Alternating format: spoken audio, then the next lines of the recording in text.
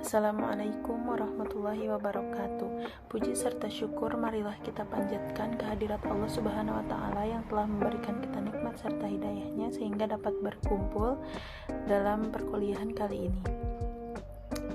Di sini saya akan mempresentasikan makalah yang berjudul Proses Penciptaan Manusia menurut Quran Surat Al-Alaq ayat 2. Sebelumnya, izinkan saya untuk memperkenalkan diri. Perkenalkan, nama saya Tagsya Nurul Apriliani Syamdani dengan nomor NPM 2201105214040. Tugas ini diajukan untuk memenuhi salah satu tugas mata kuliah penulisan karya ilmiah dengan dosen pengampu Afini Martini, SPD MPD. Langsung saja ke materi yang akan kita bahas, yaitu bab 2 pembahasan. 2.1 Apa pengertian manusia?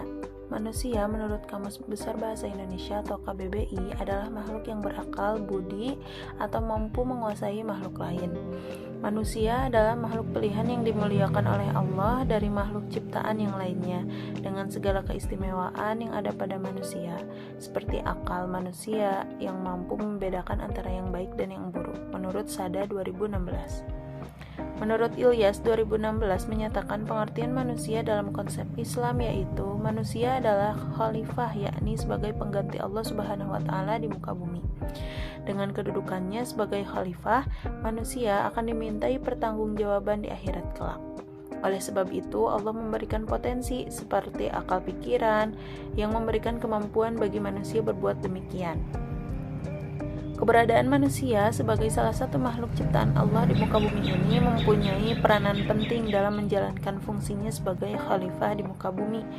Demikian, Allah Subhanahu wa taala tidak hanya mengatur tentang kehidupan yang berkaitan dengan ibadah, tetapi Allah juga mengatur bagaimana manusia menjalankan perannya di atas muka bumi ini sebagai 14 khalifah yang bertujuan untuk mendapatkan keselamatan dunia akhirat. Maka dapat disimpulkan bahwa manusia adalah ciptaan Allah yang paling mulia dari ciptaan Allah yang lainnya. Yang menjadi pembeda antara manusia dengan makhluk Allah lainnya adalah akal pikiran serta manusia mempunyai fungsi yakni sebagai khalifah. Yang selanjutnya itu 2.2 Apa tujuan penciptaan manusia? Dalam Al-Quran diinformasikan bahwa semua makhluk yang diciptakan tidak ada yang sia-sia. Begitupun dengan manusia, penciptaan manusia mempunyai tujuan tertentu, yaitu yang pertama, untuk menyaksikan keberadaan Allah. Manusia diciptakan adalah untuk mengenal Allah. Sebagai firman Allah Subhanahu wa taala dalam Quran Surat Al-A'raf ayat 172, A'udzu billahi minasyaitonir rajim.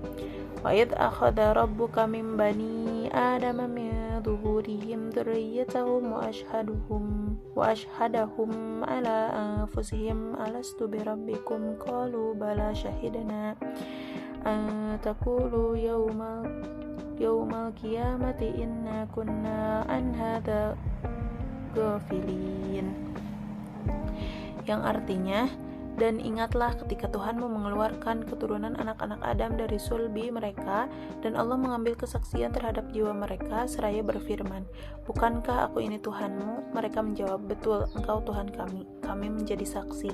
Kami lakukan yang demikian itu agar di hari kiamat kamu tidak mengatakan sesungguhnya kami Bani Adam adalah orang-orang yang lengah terhadap ini, keesaan Tuhan. Quran Surat Al-A'raf ayat 172.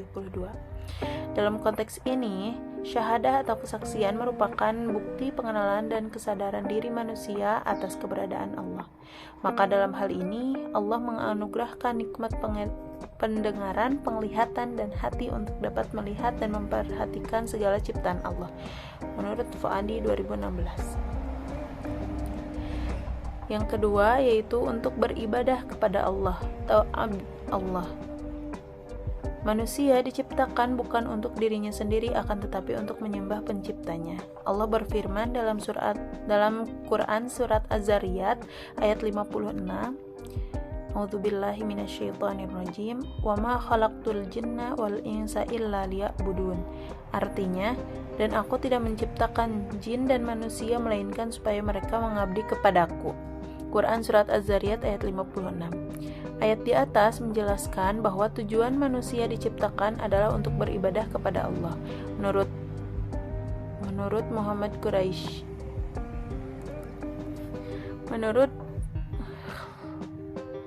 Menurut Quraisy Shihab, dalam Quran Surat Az-Zariyat ayat 56 menjelaskan bahwa Allah menghendaki agar segala aktivitas manusia dilakukan karena Allah, yakni sesuai dan sejalan dengan tuntutan dan petunjuk Allah.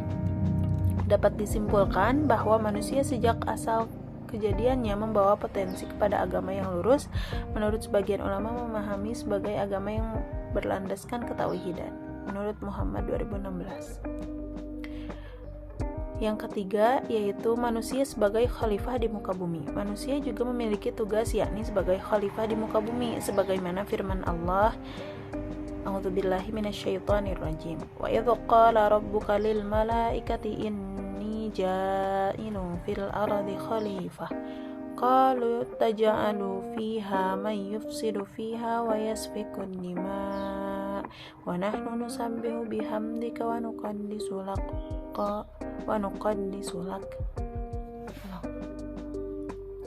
A'udzu billahi minasyaitonir rajim.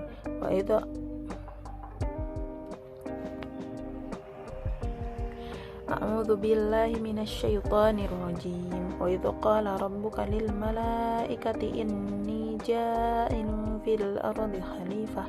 Qalu ataj'alu fiha man yufsidu fiha wa yasfiku dima wa nahnu nusabbihu bihamdika wa nuqaddisu lak.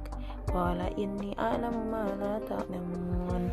Yang artinya, dan ingatlah ketika Tuhanmu berfirman kepada para malaikat, aku hendak menjadikan khalifah di muka bumi. Mereka berkata, apakah engkau hendak menjadikan orang yang merusak dan menumpahkan darah di sana, sedangkan kami bertasbih memujimu dan menyucikan namamu? Dia berfirman, sungguh aku mengetahui apa yang tidak kamu ketahui. Quran Surat Al-Baqarah ayat 30.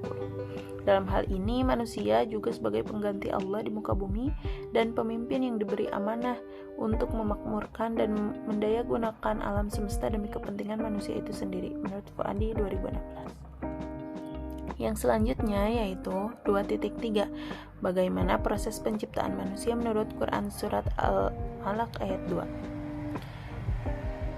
A'udzu billahi minasyaitonir rajim. Khalaqal insana min 'alaq. Yang artinya dia telah menciptakan manusia dari segumpal darah. Quran Surat Al-Alaq ayat 2. Dia adalah Tuhan yang telah menciptakan manusia, yakni semua manusia kecuali Adam dan Hawa, dari segumpal darah atau sesuatu yang bergantung di dinding rahim.